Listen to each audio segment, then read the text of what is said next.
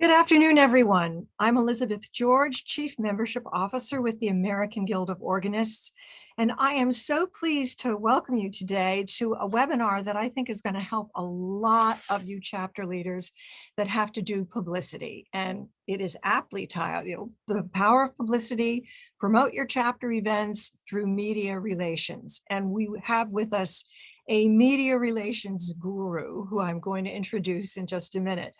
But before that, you know the routine, just a couple of housekeeping notes. This is being recorded. Tomorrow, it will be uploaded onto our website under the Education tab, and I will send out a link to everyone with the recording. As well, you're muted, but we do want to hear from you today. We really want this to be interactive. So as JW is speaking, if you have questions related to a particular point he's making, start posting in the Q&A box, and JW will go ahead and answer those. So let me tell you a little bit about this super cool guy who's going to be presenting to you today. So JW Arnold, APR Fellow PRSA, is Principal of PRDC Public Relations with offices in Washington, D.C. and in South Florida. He has more than 25 years of experience promoting arts and cultural organizations, though he doesn't look that old. And his clients include the White House Visitor Center, the White House Historical Association. He still does the White House Christmas tree lighting, which is very exciting. The National Musical Arts and National Academy of Education. And those are just a few of all the wonderful things he's done. He holds a graduate degree in Baroque organ performance from Auckland University, and he currently is music director at Christ Lutheran Church in Fort Lauderdale, Florida. So it gives me great pleasure to introduce to you J.W. Arnold. Well, thank you, Elizabeth. It's so nice to be with you and with everyone out there in AGO land today.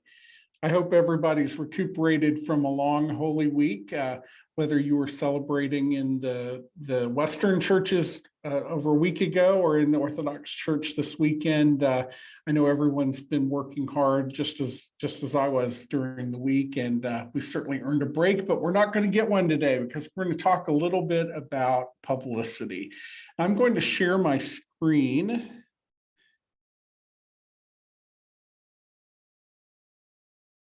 And I need to be enabled to share my screen.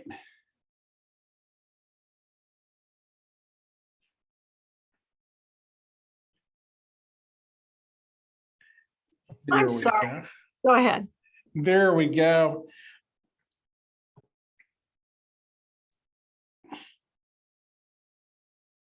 And we will go to slideshow.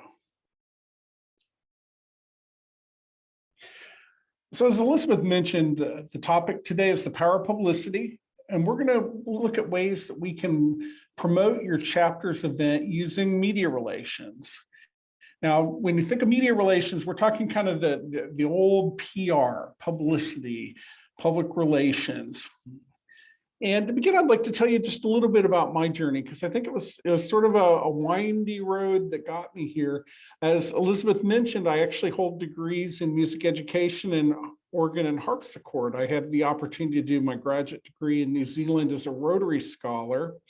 But one of the more profound experiences for me, besides getting to play on an organ that was tuned in mean tone temperament, was the opportunity to interact with the business leaders in Auckland that I encountered as a Rotary Scholar. I was working with Rotary clubs across the country and meeting these business leaders, and it really introduced me to a world that I'd never really considered outside of music. And it got me interested. I did an internship with a PR company in Auckland. And when I came home at the end of that year, I took a job as a newspaper reporter. So that's kind of not what was on my trajectory when I hopped on that plane to head to New Zealand, but came back and worked as a newspaper reporter, then got bitten by the political bug in 1992 during that election and loaded my car up, and I went to Washington, D.C., where I got a job as a congressional press secretary. So already within just a couple of years, I've really kind of departed from where I thought I might be. But I finally got the chance to get back to music. And that occurred in 1995. The President's Own U.S. Marine Band, which is the organization that provides all the musical entertainment for the White House, had an opening for a public affairs specialist. And so I sent them my resume and highlighted all my musical training as well as my experience working as a reporter and a press secretary. And within a couple of weeks, I rose my right arm and said, "I do solemnly swear to uphold and defend the Constitution." That's right. Imagine that. For that job, I actually had to enlist in the Marine Corps. So when you look at those job listings on the job board on the AGO site, just know that you're not being asked to do anything quite as extreme as enlist in the military to take that job. But I did that for 4 years. And during the time that I was at the Marine Band, we celebrated our bicentennial and had the opportunity to put together a multi-year campaign to educate the public about America's oldest professional musical ensemble and to let them know about the history over the years. It's sort of funny, during that time as well, I was the music director at the church on Capitol Hill that was John Philip Sousa's family parish. So those Marine Band ties went well. And after leaving the Marine Corps, I went out on my own and started my PR company. And really, as Elizabeth mentioned, I've had the opportunity to work with some amazing arts and cultural organizations through the years. And through all of this, I've remained a part-time musician and also worked as a freelance arts writer. So I've kind of seen it all, and that hopefully will give you a little bit of a taste of the background and the perspective that I bring to my clients, but also some of the tips that I picked up over the years to help you and your chapters to better publicize the events that you're doing. Now, we know there are a lot of challenges as an AGO chapter, the least of which has been the fact that many of us have been kind of locked down for COVID for nearly 2 years. We've had very few or even no live events. We found that our members are a little out of the habit of coming out for concerts and meetings. And I don't know about you, but we've noticed it in my church as well. People got out of that habit every week of making the trip over for services. Another challenge we face is Zoom fatigue. As many of the chapters have transitioned their programming to virtual audiences, and we find that it's kind of a challenge to sit there for a long time and watch on the computer screen. It's just not the same as it is being together with people and also interacting and sharing and responding and feeling the music that we get to enjoy. And as chapters, this throws in that challenge of just being able to reach out to those prospective members, those organ fans, those folks that might turn out for that concert or that festival or that special event. So we know that it's tough right now. And fortunately, things are getting a little better, but we're going to talk today about some ways that hopefully we can help to get not only your members informed and back, but also to bring back those audiences as prospective members and music fans in your area. Now, the good old days, I'm going to date myself here a little bit. When I went out into business on my PR firm, of course, those were still the days of the heyday of the daily newspapers. And in that daily newspaper, generally everybody, where was the first place they went to see what was happening? They'd go to the calendar listings, the arts section, they'd look at the weekend section, and getting your event published there on Friday afternoon or Friday morning or on the Sunday arts section was as good as gold. And you could practically fill a church with that simple mention in the newspaper. The newspapers were staffed with music and arts writers and critics, who basically covered only the arts. And we're really a part of the community, the arts community in each city, and they knew who the players were, pardon the pun, and also sort of understood what made that community special. And again, all it took was one mention in many cases to be able to really move the numbers in terms of ticket sales or reservations or interest or attendance.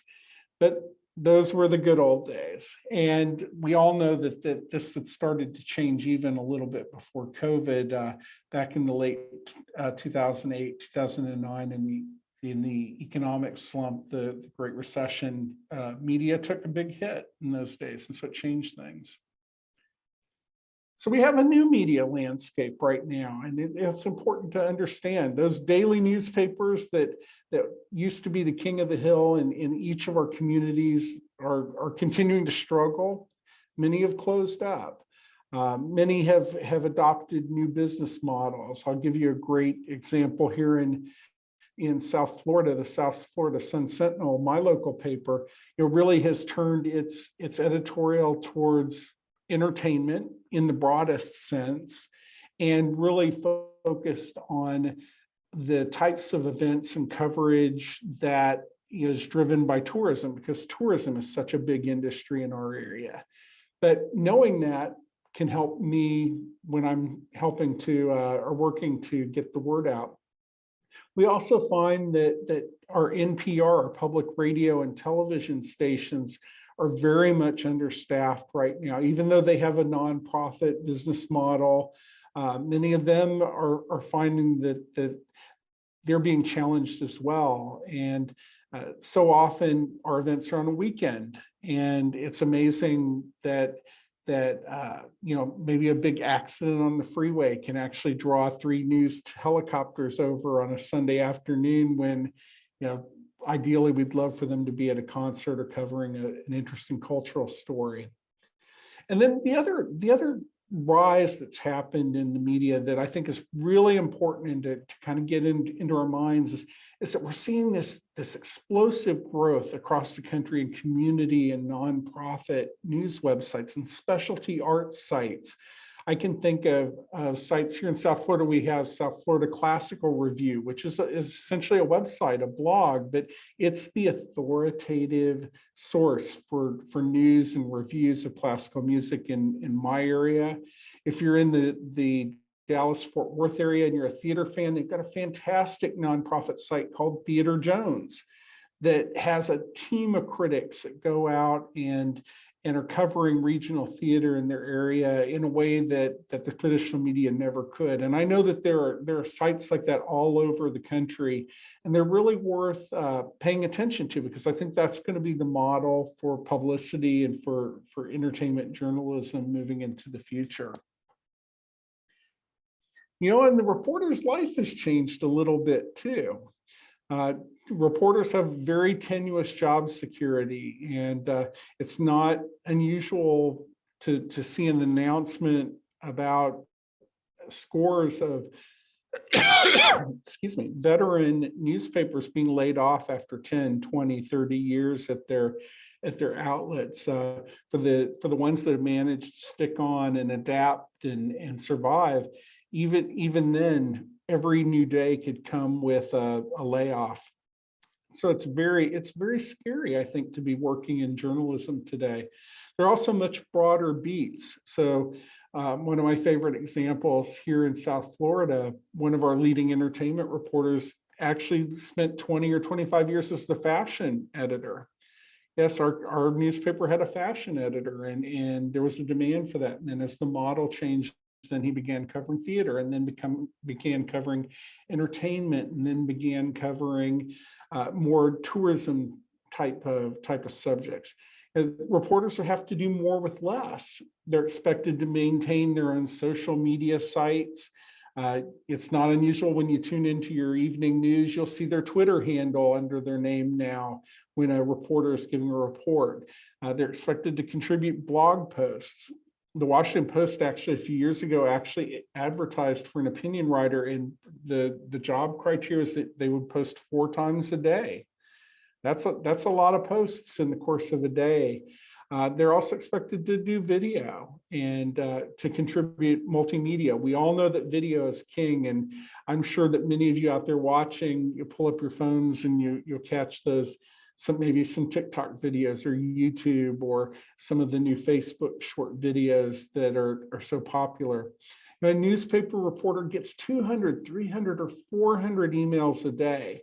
I'd mentioned earlier that I do some freelance writing, so I'm in the database with other arts journalists, and believe me, I get probably 150 emails as a freelancer, as someone who's essentially part-time. They're rarely in the newsroom or at a desk. The days of sort of the smoky newsroom like we picture in All the President's Men or some of those movies, those have been long gone for a long time, with just a few exceptions. And here's the real shocker. These journalists really live or die by clicks now. It used to be if someone bought a newspaper, the assumption was that, well, the reader bought the newspaper and they looked at the whole newspaper. And that's really great if you're a publicist trying to get a story in the paper, because you can assume that all 150,000 readers might have read your story. But that's not always the case anymore, because people are clicking on the individual links that they want. It's kind of like professors with Publish or Perish. A friend that writes at the New York Times told me that they essentially have a scoreboard in the office, or they did several years ago, and it measured in real time all the clicks that were happening on the links from that current day of the newspaper. And I guarantee you that at the end of the day, they look at those stories, and if the story about the organ concert in Philadelphia didn't get any clicks, the editor's probably going to say, well, maybe you're not going to cover that next time, or cover something like that next time. So we need to be aware that there are all these kinds of changing forces that affect how publicity works these days. So if we know that we're in the midst of this huge upheaval, and the market's changing, and things are changing, so how do we cut through, and how are we successful? Well, the first thing we want to do is we want to make sure that first we're targeting the right media. Now, the days of being able to put a press release in the fax machine and hit send, and it goes through and it lands in the newsroom are over. And so we have to be a little bit more strategic and smarter about who we target. And we're organists and musicians and performers. So the first place I'm going to suggest that you target is your local NPR affiliate, because they're a nonprofit media organization. Many are part of universities or academic settings, and organs are all about music. So, that should be one of the first places that you think about when you have a big program coming up that you would like to get the word out about. It's perfect because essentially they're playing on the radio. We're playing Bach. It's a perfect mix, and they all have websites, so they want to have that story appear on the website as well. So that makes video a great thing. Our local television affiliates are going to be another one. Remember, playing the organ is a pretty visual thing too. I mean, it's one thing to play the piano or the violin or the trumpet, and I'm not gonna slam on them. But how often does somebody get to see someone playing with two hands on two different manuals, with their feet going at the same time and pulling stops? The organ is a visual medium, and so that's going to appeal to a visual media outlet like television stations. We want to do our research. So, maybe we don't have a concert in the next week or two or month or two, but it always pays attention to kind of watch from time to time. And what you'll notice is that there are definitely reporters, maybe anchors at some of your favorite stations that do cover these kinds of things. If you see them doing a story about a theater company, they may be interested in classical music as well. Or if they do a story about education or the local marching band. I mean, generally those are good hints of a journalist who would be a good target for you to reach out to. And then, of course, we don't want to neglect our newspapers. I mean, even though they're sort of in many ways a shadow of what they were in the past, and they still do have a lot of pull in the community where you live. It's not the same, but we don't want to ignore them by the same boat. So how do we get these journalists' attention? And that's with the pitch. And a pitch is essentially your hook. It's what's going to get their attention quickly and give them an idea. We want to make it as easy as we can, because remember, these people are getting 200, 300, 400 emails a day. They have to juggle multiple stories. They may have to be planning video posts and blogs. So what are some ways that we can pitch our upcoming event that's going to get their attention as quickly as possible? And I just took a minute. I just threw out a few that came to my mind right off the bat. I mean, obviously, a new instrument in your community is a news story, because organs aren't cheap. It takes years in most cases to construct an organ, and they have to be brought to the church and reassembled. Perhaps you have a historical instrument that's going to be used for a performance. That there may be a great story there. Young artists always grab a lot of attention, especially when you consider that the organ is such a historical instrument. What makes a teenager or a 20-something or a millennial want to play the organ in 2022? It's an interesting hook. What is it about that instrument that essentially works in using the same mechanisms that many of them have used for centuries appeal to a kid who grew up on video games? Again, we have the fun challenges of playing with two hands and feet. Very visual, what can go wrong? I always loved watching the Chenaults perform their organ duets. Okay, but now we've got 4 hands and 4 feet on one console. That's going to get somebody's attention. Also, special anniversaries or retirements. At the end of the day, the news is still local. I mean, is there someone in your community that's been really been a witness to history in their church, or at the university, or at that civic organ? Is there a special anniversary? And of course, we have lots of holidays that are great hooks too, that make the organ interesting. Immediately Halloween comes to mind, and we're going to talk about that a little bit later.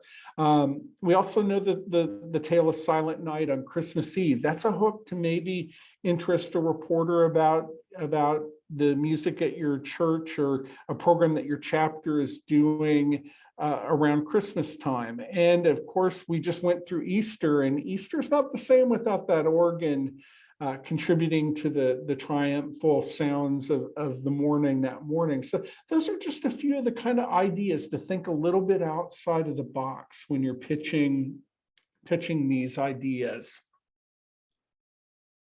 Now, there's more to a pitch than just sort of throwing it out there. We want it to be really concise and get their attention. You know, anytime you've been away, maybe, and you open your email for the first time after a day or 2 or 3, and you see like that 150 or 200 emails, think about what gets your attention when you're scanning through those and saying, oh, I don't need that, that's junk mail, and you're highlighting them and getting rid of them. You know, that's kind of the mindset that a reporter has. So we have just a couple of seconds to catch their attention. We want to give them the 5 W's right up front: who, what, why, when, where, how, so that they don't have to sort of decipher, okay, well, when is this where is this? Is this relevant? Is this important now? You want to make sure that somewhere in there, your contact info is very easy to find. Here's a biggie, especially when you're working with the folks with the broadcast media.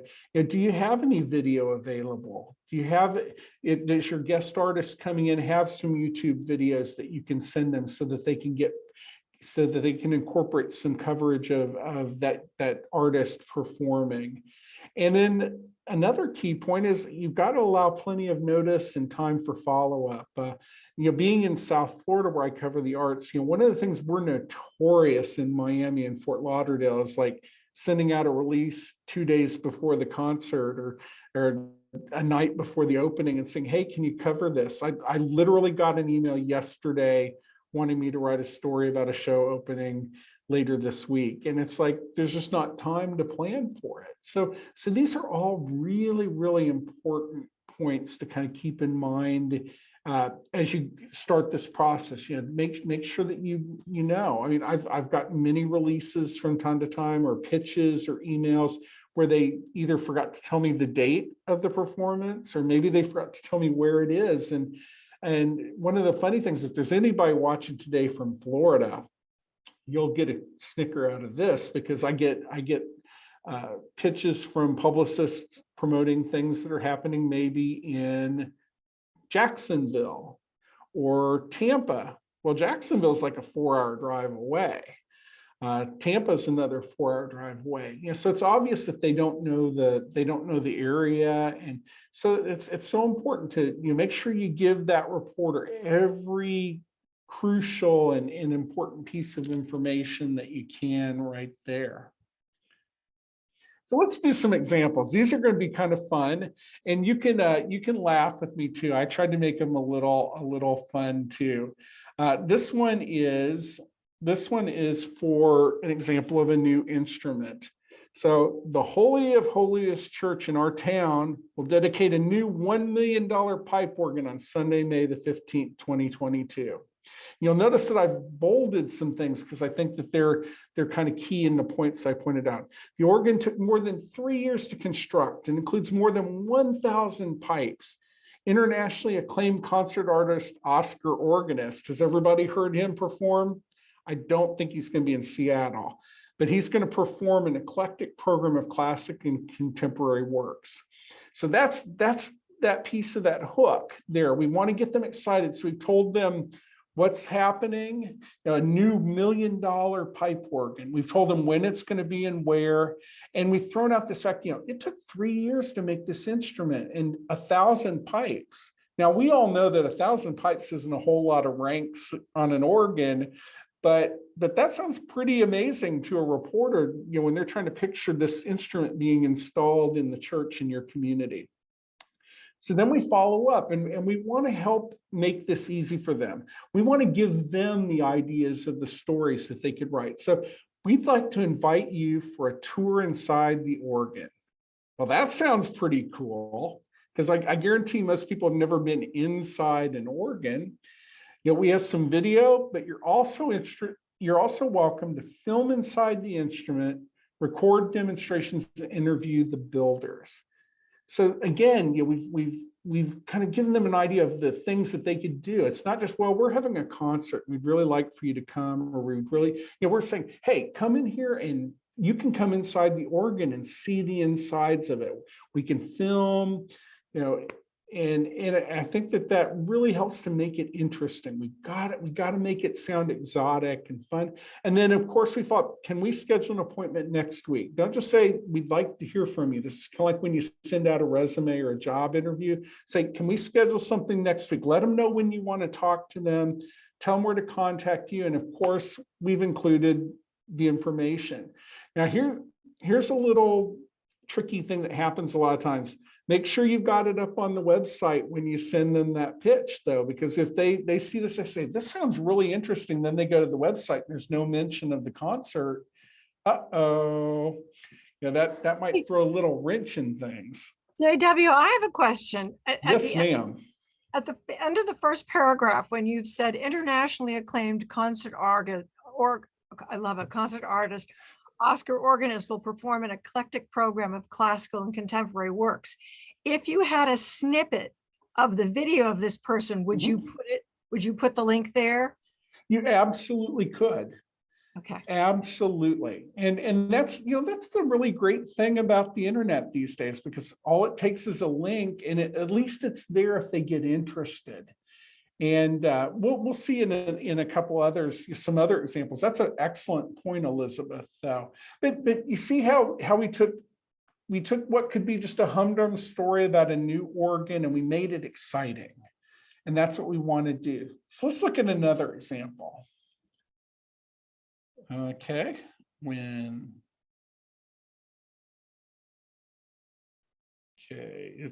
there we go. So this is a story that I actually found. This came from February of this year. This was in the Washington Post, and look at this.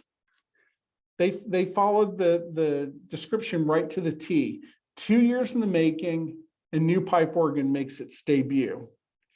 And that's a beautiful instrument, and it's not possible for me to screen down on the story, but a lot of the points were like I pointed out. You're talking about how many pipes there were and how long it took to create that instrument and to assemble it, and the cost. And it really did a great job here. This is from the local section of the Washington Post, and I know the Washington Post has a lot more resources than many papers, but it's a perfect example. And there's a very happy music director sitting at the bench, getting ready for the debut performance.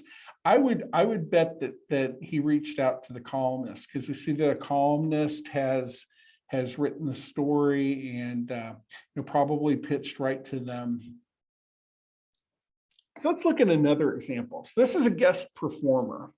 And I use the sort of the example of, like a young performer. I think a young performer always has a lot of appeal. So Olivia Organist, one of the youngest concert organists in the world, will perform a recital on Sunday, May 15th at Holy of Holiest Church in our town. She's gained international acclaim on one of the oldest musical instruments still in use today, the pipe organ. So again, it's about sort of creating that curiosity, someone who's relatively young and has made a name, and yet they play an instrument that many consider to be ancient in many ways. So, and how do we follow that up? Then we again tell them how they can treat this story. We think your listeners would enjoy learning what attracted a 22-year-old to such an ancient art form. We have videos of Olivia's performances and would like to invite you to interview her live for an upcoming newscast. And again, can we set something up? And the great thing with this, again, now that we're all so much more comfortable with Zoom, is you don't have to wait for Olivia to show up in town to talk about her performance. So if we're a few days out, we can hook up with her on Zoom and have her talk about it. I'll bet you if Olivia's this accomplished, she's probably got some videos out there that we can share again with the reporter. And the goal is to get some interest from them. And here was an example that I found. This is from I'm going to stop you for a second because I do have a question. Should we put music in the request for coverage? But that would be sold out. I'm wondering if they're asking if they mean sort of detailing the program or not, or if they're meaning just sort of more the word music. I think that SEO is sort of funny. I think there's definitely some keywords there. Music is probably not a bad one, but ultimately our goal here is to get that journalist interested, and then let them write the story, and then we leverage the SEO kind of on the back end there. Now, if we were writing content for, say, Instagram or for YouTube, then we might want to be a little bit more conscious of that. We might want to put some hashtags in, and that's a whole nother conversation. It's one that we're going to have in Seattle. I'll be presenting a variation of this workshop in Seattle, but also our technology committee is going to be presenting a fantastic workshop about social media and leveraging technology to advance our chapter efforts as well. And so I think it's related, but maybe a little bit different type of an animal for us right now. But popping back to this, this is just an example. And again, look what sort of caught the headline there: young organist. Again, we want what makes your recitalist unique. We want to get that across. And this was actually an AGO chapter event in Binghamton, New York. And so, that was the hook. And they talk about the Baroque style organ by Helmut Wolff that he'll be performing. It looks like he'll be doing a workshop with. So it's finding what can we do to create some excitement, some intrigue. Again, let's do one more example, because I know this is one that a lot of chapters do, and I've done these before in the past too, is a Halloween concert. So the Phantom of the Opera will make a special appearance at 7 p.m. on Halloween at Holy of Holiest Church in our town. I got to tell you, this Holy of Holiest Church sounds like a really happening place. But Organists from area churches will present an unforgettable free concert of spooky and silly holiday music on the church's pipe organ. The concert is suited for families with children, and audiences are encouraged to arrive in costume. Trick-or-treating will follow.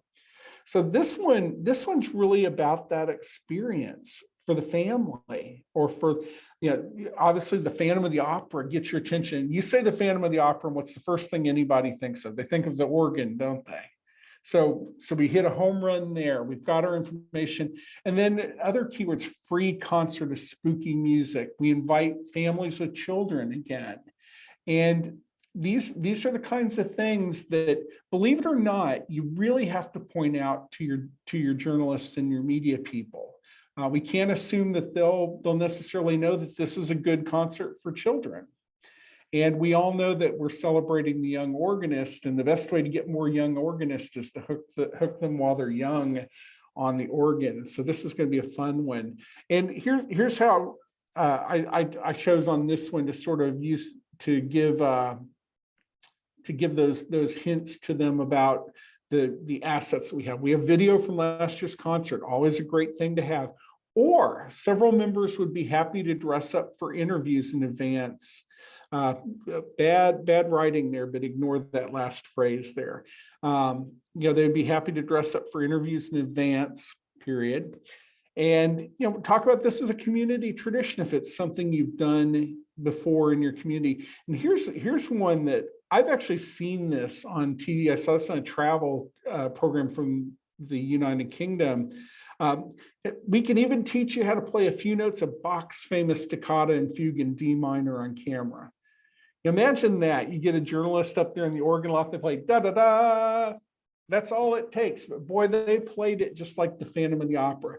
Think of ways to interact them and point out all the intricacies of the instrument while you're there. I mean, everything is interactive today. And of course, we don't forget to do the contact info, and we want to make sure that we have the information where people can find more information. And here's one that I found online: a Halloween organ concert planned at the First Methodist Church. And this is from California, I believe, in 2021. And I like how they got keys to the crypt to Halloween organ concert. So they've helped to create some intrigue. Yuletide carols, themes from spooky movies, and there's that toccata and fugue in D minor again that hopefully every organist learns to play at some point or another, because thanks to Mr. Stokowski, when you can play the toccata and fugue in D minor, you've reached the pinnacle of organ playing. But look how they follow it too. They say, the organ has 3,000 pipes again. That's another one of those kinds of touch points that really gets people interested. Installed in 1958. And then the organist points out costumes are welcome, and we're going to have candy. So it's just an example of how it's kind of taking this formula and adapting it a little bit to your individual event can help you to get some interest. So let's recap a couple of things, and we're going to talk about some next steps once you've made it this point. Again, you want to allow plenty of time. I mean, give those reporters a couple of weeks notice before your event, because oftentimes when I'm planning my calendar for the stories I'm covering, I'm working months in advance. Sometimes I know when the next shows in the Broadway season are coming to the Performing Arts Center. I know when the symphony is having its concerts. And so when you have an event like this, or a chapter event, or a concert of some sort, that maybe isn't sort of a regularly scheduled thing, you want to make sure that you give them time to plan appropriately. You also need to follow up. We've all heard the squeaky wheel gets the grease. So often they get hundreds and hundreds of emails again. And so it's okay to follow up, and always be polite about it, but it's okay to follow up, because sometimes the journalists miss that first email. Sometimes another story that they may be planning falls through, and they need to find something real quick, and you might be the lucky one that hits them at the right time. Nobody checks voicemail anymore. Remember, nobody's working from a newsroom anymore. And so you want to use email to reach out. Facebook Messenger works out pretty well, and Twitter especially. Send a personal message on Twitter. It's not my forte, but if you're good on Twitter, that's a great way to reach out to the journalists kind of in real time, and generally they respond pretty quickly to Twitter. Don't get frustrated. Sometimes it's just a busy weekend. This coming weekend in South Florida, we've got 5 theaters opening new shows in one weekend. So it's going to be tough. And sometimes they're going to have to pick and choose between a number of events. Don't get frustrated. And just because they didn't cover you this time doesn't mean that they won't in the future. So don't write them off. Keep in touch with them and let them know the next time. Another possibility is consider inviting your local anchor or reporter to be the host for your event. Maybe you've got that weatherman that would be Dracula for the Halloween concert, or maybe you find a pianist or a musician. Invite them to be a part of your event, and you may find that it's great for them because it allows them to show community involvement. But generally, more often than not, they're probably going to plug your event too on camera. I would just bet you.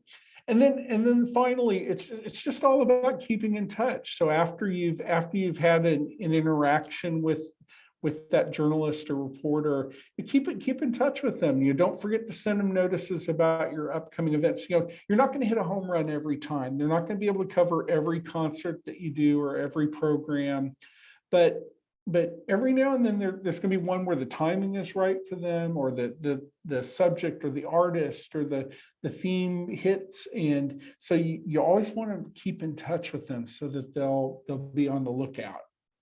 JW, we have a really Yes, great ma'am. comment here from Stephen Bartlett. It is good to have a catchy title to an event. For example, we're having a panel discussion on beginning, ending, retiring, and subbing, which we are thinking of titling Breaking and Entering. That is great. Very cool, Stephen. You're absolutely right. And as much as we hate to say we don't judge a book by a cover, that's the way it kind of works. And a catchy title, and again, following that up with being able to describe it in a very succinct way too will help your title as well. I mean, the more it takes to explain what you're doing, then probably that's not going to bode well. So I love that. That's a really great title. Good point. So let's talk a little bit. So when you do get the coverage, and I believe you all can.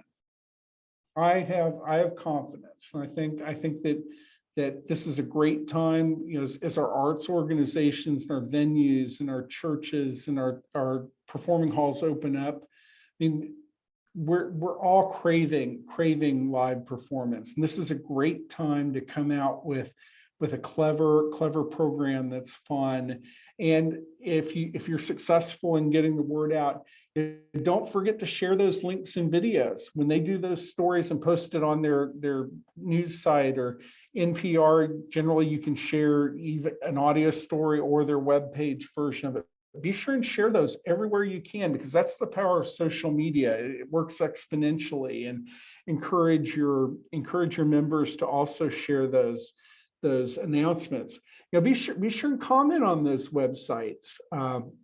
If it's after, we all know that nothing ever goes away on the internet, right? And you can do a search and you may find an announcement for a concert from 20 years ago. Very easily in a Google search, it can happen, or from last year, or 2 years, or 10 years ago. Be sure and post comments on those sites as well. If the NPR affiliate did a story about your Halloween concert, get everybody to come on and post and say, "What a fantastic evening! It was really great," because it helps your search engine optimization down the road, as we were talking earlier in the questions. but down the road, somebody may come back and they may see your comments about that story. They're gonna say, hey, let's go look up that AGO chapter and see what they're doing now, if they see that people had fun. So be sure and post and share, and it's as easy as a click too. So there are no excuses. And the other thing to do is be sure to thank the reporters. When you share their story, be sure and tag them in your post, hashtag them, send them a message and thank them, because as we mentioned earlier, I mean, they're living and dying by the click. And everything that you can do to help support their stories and their efforts and it is really going to not only help to make their position more secure with their media outlet and in their community, but it also helps to promote arts coverage in general. Because if you don't see it out there and you don't, there's no evidence that people are reading these stories, then they're basically going to say, well, why bother? And we have to make our presence known. And so be sure and thank those reporters, tag them, share their stories, share the links, and really harness that exponential power of social media. JW, along those lines, Tamara Lewis has commented, don't forget you need to have permission from photographers, artists to send the post photos or videos. Is that, I mean, you really do. One would assume that if they're playing, they would want to be promoted, but. Right. I think that this, okay, we can kind of get into the whole intellectual property thing, but my suggestion on this is if you're using things that have been posted on YouTube or on Facebook or whatever, and you're basically clicking the link and sharing it, I mean, I think that your exposure is fairly limited, because it's been posted into a public forum.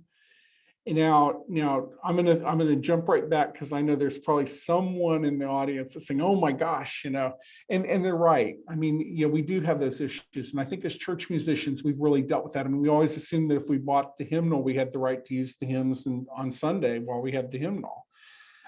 So I do think that there's sort of a, you do have to use some common sense with it. And sharing someone else's tweet, sharing someone else's video from YouTube, sharing someone else's Facebook post is okay.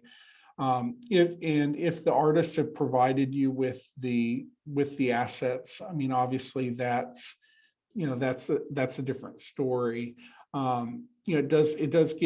It's much more easy in terms of copyright law if you're working with things that are pre-copyright. I mean, videos of a performer performing Bach or Buxtehude or Mendelssohn, are definitely much less likely to run up into a copyright issue.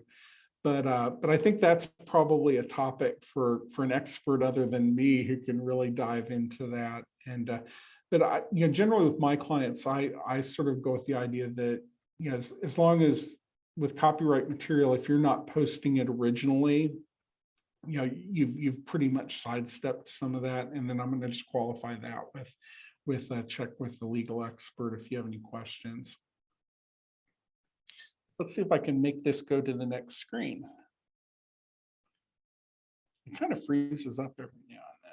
There, well. Okay, so there's some ways that we can help you, and we want to help you. I have access to professional media databases. So if you're in a community and you're really having trouble just figuring out who to reach out to, there are ways to do a search in the database and find out. I mean, obviously, if you're living in a major metropolitan area, it's a little bit more of a challenge. And in my area in South Florida, where Miami and Fort Lauderdale are a media market, and then you go up to West Palm Beach, which is another media market. So we have basically two different media markets in a relatively compact area. And so sometimes it can be kind of difficult to figure out who to go to. So, we're absolutely happy to help you if you have challenges with that. The same thing goes with strategizing. There's nothing more fun than sitting down and looking at that upcoming event and figuring out, okay, what is the hook? How can we make this so engaging that media and audiences are going to want to attend that? We can also take a look at your pitches and give you some advice and pointers on that. And we didn't really talk about media releases very much, or press releases as they're sometimes called. I mean, pretty much things are working so fast that you put a lot of time into creating a press release when really you're reaching out to a reporter. You want to make it as concise, and you don't need to dig through the whole date and for media contact and all the formality. And then the final thing that we'd love to be able to help with is just sort of leveraging those successes that you have. If you're looking at ways to get a little extra mileage out of that coverage, we can certainly be there to discuss that and help you see how we can get the most out of those wins. And I'm going to share my contact information. I know we're going to probably have a little time for a couple more questions, but this is my email and my cell phone number, and I'm happy to speak with anyone at any time and see what we can do. JW, I was really remiss in your introduction that I forgot to mention that JW is the president or chair of the AGO's promotion committee. What we call that? The marketing committee. Marketing committee. So when he says we, he really means we as an AGO. So absolutely, he's a great resource. And I believe your contact information is on our website as well under the committee information. And we have a fantastic committee too that brings a lot of insight to our efforts. And and I know that if you'd like for us to be a part of that, reach out to us. We have members of the committee that are real pros in sort of producing chapter events and making them successful. I'm a publicist. We have an editor and a writer on the committee who may be able to lend some help there. So please do reach out to us, and we are a team, and we all love the organ, and we want to share it with as many people as we possibly can. JW, are you going to share this handout that you did, the PowerPoint? We can absolutely share that. Yep. Okay, because someone just asked, can you put your contact information up on the screen again? And I'm thinking, well, if we have that wonderful handout, if we can make it into a PDF, then we'll have the link to that. We'll upload that when we upload this recording. But there you go again. There we go again. No, absolutely. We can convert this to a PDF and make that available. And I think there are a lot of good sort of just tips and reminders there along the way. Again, it's about thinking about targeting the right media. Not everyone's going to bite on your concert, but if you know that you've got somebody in your community that's really into music, go right first to that person. Make it as interesting as you possibly can. Help them do their job. Tell them exactly what assets. They never want to show up at your church or at your concert site and have to try to figure out what they're going to do once they get there. So let them know what they're going to be able to do, and then be prepared to spread the word once it's out there. We have a question. What's your thought on boosting a post on Facebook? Well, that's a really tough one, because obviously boosting a post is a paid boost, and fortunately on social media, it's still relatively inexpensive. The challenge with that becomes getting the targeting right, because when you go in and you work to set that boost up, you're gonna create a whole set of demographics for your target audience, and And that can take some time to kind of get it down. I mean, you may be safe with classical music. You may be safe with, who is your audience, more middle-aged and older? Are you targeting people that live inside the city? Are you targeting people that live outside the city? And it really is, it's kind of an art unto itself to set up those guidelines for the boosts. I would say that if you do have a good sense of who your audience is, it's definitely worth giving it a try. And you can set a limit. You can say, we're going to spend $10 on this or $20 on this.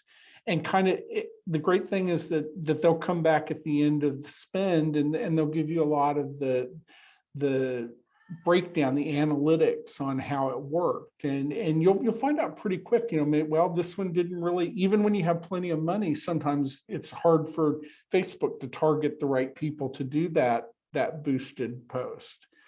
So it's definitely an art form, and comes with a lot of practice, and I think that working on this end first and working to build the coverage, then you can kind of move to that next stage of working on expanding the social media that way.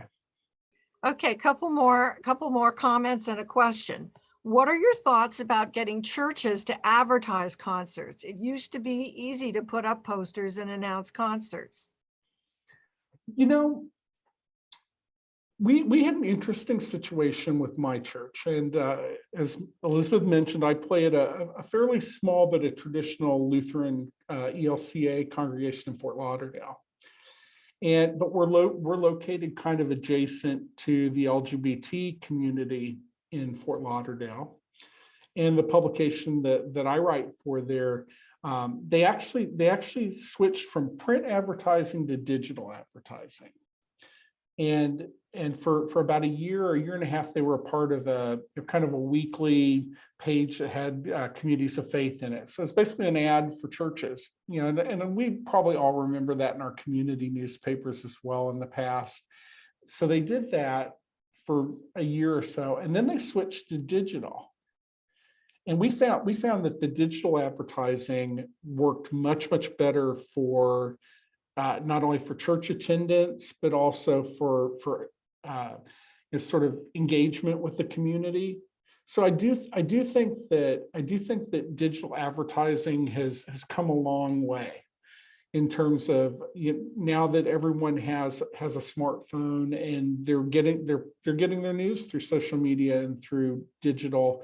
I think that we're seeing it become more effective. I think at the end of the day, marketing is a piece of it, and it's probably a whole nother conversation beyond this one today in terms of sort of moving in that direction for your events. Gregory Gore, who is Dean of the Wilmington chapter in North Carolina, says we're boosting for the first time in Wilmington for our May 8th concert.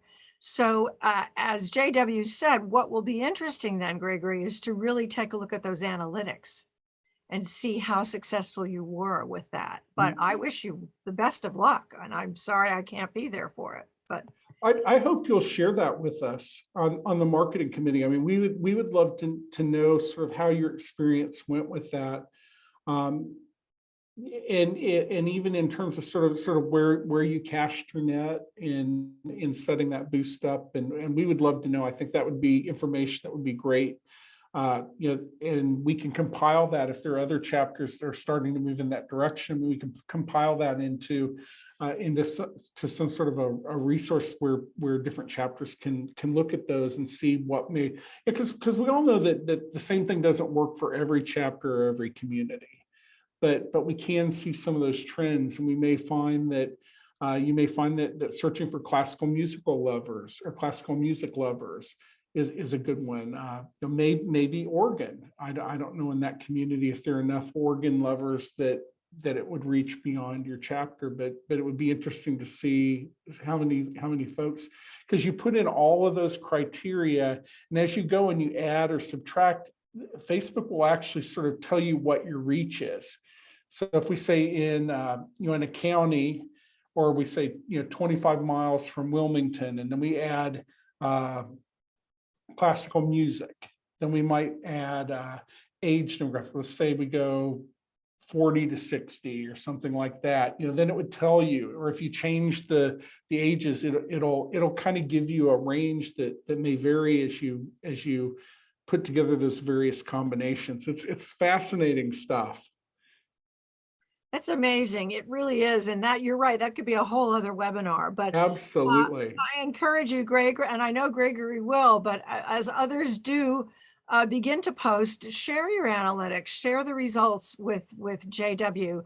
And he is right. There's a wonderful committee there.